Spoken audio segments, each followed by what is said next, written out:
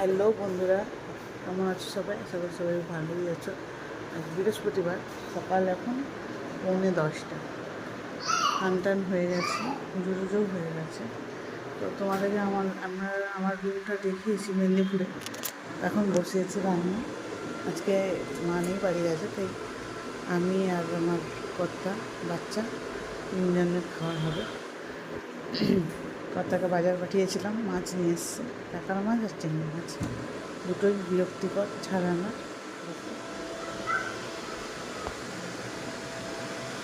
আমি এমনিতেই মাছ ছাড়াতে পারি না, মাছ ছাড়ানোর চোখ, তার উপরে এইসব। চলো মাছ ছাড়াই।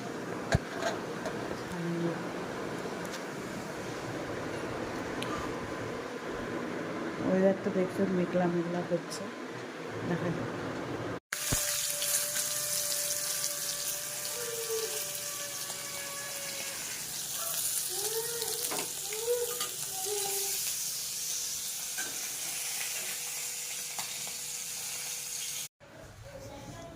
বৃষ্টি হচ্ছে, জামা কাপড় নিয়ে এসে এই যে তেল মেখে নিচে চললো।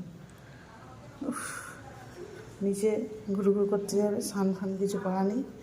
এরই মধ্যে রান্নার কাজ গুছিয়ে এই যে একে নিয়ে চলছি। নিচে কোথায় যাবে কে জানে, চলছে একবারে নিচে যাবে। একটু প্রত্যেক দিনই এরকম হয়। আমি থাকলে একটু বেশি হয়, আমি না থাকলে সেরকম কিছুই হয় না। জেদের শেষ নেই, আমি থাকলে যত তার জেদ।